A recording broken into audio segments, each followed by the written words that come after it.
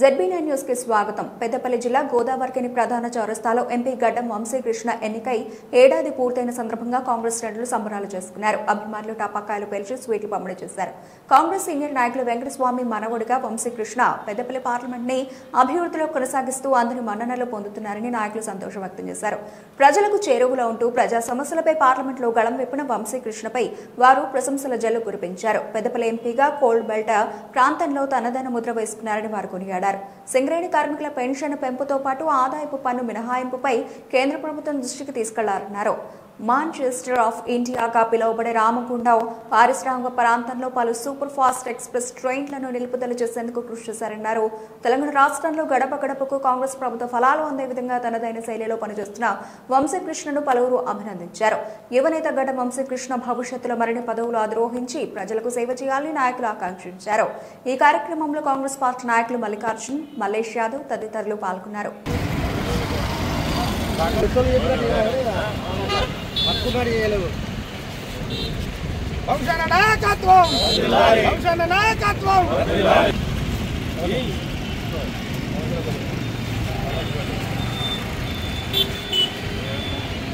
గడ్డం వంశీకృష్ణ నాయకత్వం,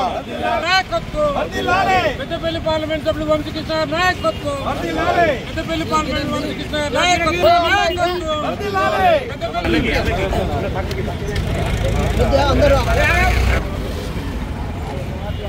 వంశనగర్ నాయకత్వం, వంశనగర్ నాయకత్వం.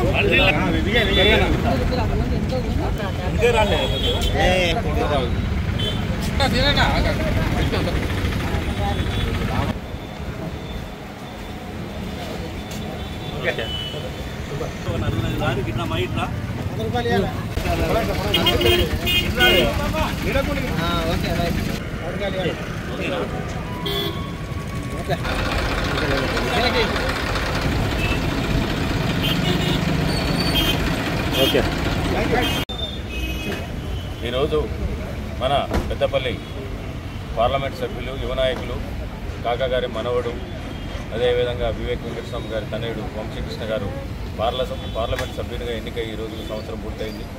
ఈ సంవత్సర కాలంలో పార్లమెంట్ సభ్యునిగా అనేక విజయాలు సాధిస్తూ అదేవిధంగా ఈ ప్రాంతంలో నెలకొన్న సమస్యల మీద పార్లమెంట్లో గలమెత్తిన యువ నాయకుడిగా ఈ ప్రాంత ప్రజలను మన్నను తొలగించిన వంశీ గారికి శుభాకాంక్షలు తెలియజేస్తూ ఇంతకు ముందున్న టీఆర్ఎస్ ఎంపీలు ఎవరు కూడా సాధించలేనిది ఒక్క సంవత్సరంలోనే ఈ ప్రాంత సమస్యల మీద, ప్రత్యేకించి సింగరేణి కార్మికుల ఆదాయ పన్ను మీద, అదేవిధంగా పెన్షన్ సౌకర్యం మీద, అదేవిధంగా ఈ చురుక కార్మికులు నివసిస్తున్నటువంటి మాతంగి కాలనీలో అక్కడ ఉన్న సమస్యల మీద పార్లమెంట్లో గలమెత్తినటువంటి వ్యక్తి వంశీకృష్ణ గారు. అంతేకాకుండా ఈ ట్రైన్లు ఈ రామగుండం ప్రాంతంలో ఎక్కువ ఇండస్ట్రియల్ ఏరియా అయినటువంటి ప్రాంతంలో ట్రైన్లు ఆగకపోవడం, మధ్యలో ట్రైన్లు బంద్ చేయడం, వీటన్నిటి మీద కూడా గలమెత్తి మాట్లాడి ఇప్పటికే దరిదాపు 2-3 ట్రైన్స్ను ఆపించడం జరిగింది. అదేవిధంగా మిగిలిన ట్రైన్స్ అన్నింటినీ కూడా ఆపడం కోసం అని చెప్పని ఆయన ప్రయత్నం చేస్తూ నిన్న కూడా పెద్దపల్లి రైల్వే స్టేషన్ విజిట్ చేసి ఇక్కడ కార్యక్రమాలు ఏం నడుస్తున్నాయి అని చెప్పననే విషయము చర్చిస్తూ ఈ ప్రాంతంలో ఉన్న సమస్యల మీద అవగాహన కల్పించుకుంటూ పార్లమెంట్లో ఈ సమస్యల మీద స్పందిస్తూ ఈ ప్రాంతంలో భవిష్యత్తులో ఏ పార్లమెంటు సభ్యుడు కూడా గెలవకుండా ఆయన గెలవడం కోసమే ఆయన్ని గెలిపించుకునేందుకే ప్రజలు ఉత్సుకతో ఉన్నారు. ఆయనను భవిష్యత్తులో మరిన్ని విజయాలు సాధించే విధంగా ఇదే విధంగా ఇటువంటి కార్యక్రమాలు ఎన్నో చేసుకోవాలని చెప్పని ఈ ప్రాంత ప్రజల పక్షాన ఆయనకు మరొకసారి పార్లమెంటు సభ్యునిగా ఎన్నికైనందుకు సంవత్సరం గడిచినందుకు ఆయనకి శుభాకాంక్షలు తెలియజేస్తాము.